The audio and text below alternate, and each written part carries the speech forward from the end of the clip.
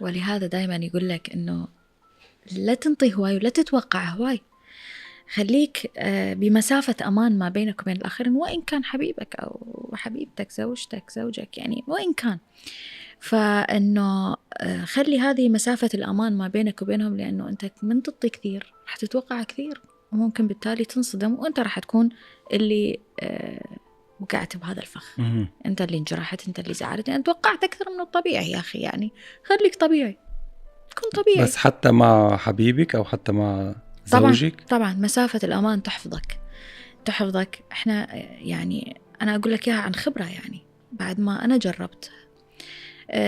تفرض احترامك على الآخرين، وإن كان هذا الشخص اللي أنت تعاشره طول السنين عايش وياك بالبيت، إذا كانت في هذه المسافة ما بينك وبينه اللي هي احترام، مودة، تقدير لوقتك وتقدير لوقتي، بصراحة تخلي العلاقة مبنية على احترام، والعلاقة مستمرة ما بها مشاكل دقيقة.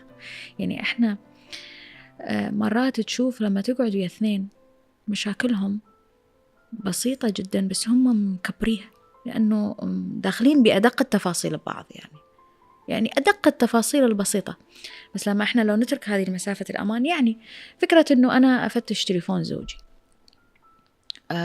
فكرة أنه هو لازم عنده باسورد تليفوني، هذه أنا أشوفها من أكثر الأمور اللي تدخل العلاقة بالمشاكل. لأنه بكل بساطة أنا بعمري ما مسكت تليفون. ليش؟ مو لأنه أنا أثق ثقة عمياء جدا، أولا قلت لك علشان المسافة هذه، ثانيا إلا ما راح أشوف شيء يزعجني، فأنا ليش أشوف؟ حتى لو هم قاعد يخونني، مو هذا القصد. يمكن أشوف مزحة بينه وبين صديقة، يمكن أشوف كلمة بينه وبين أهله ممكن تزعجني، فأنا أختصر كل شيء يسوي مشاكل لهذا البيت. وبالتالي نفس الشيء الزوج، أنت اليوم من تشوف تفتش بتليفونها في خصوصيات بينها وبين صديقتها، موضوع خاص في بينها وبين والدتها أو أمها، إلا ما راح يزعجك. فاحترام الخصوصية وهذه مسافة الأمان حقيقة تخلي العلاقة مستمرة وناجحة. إذا واثق بنفسك ما راح تفكر بتفاصيل بسيطة، يعني أنت تعرف أنه طالما أنا موجود وموفر كل الأدوات المطلوبة مني، ما أعتقد هذا الشخص راح يشوف أحد أفضل مني أو أحسن مني.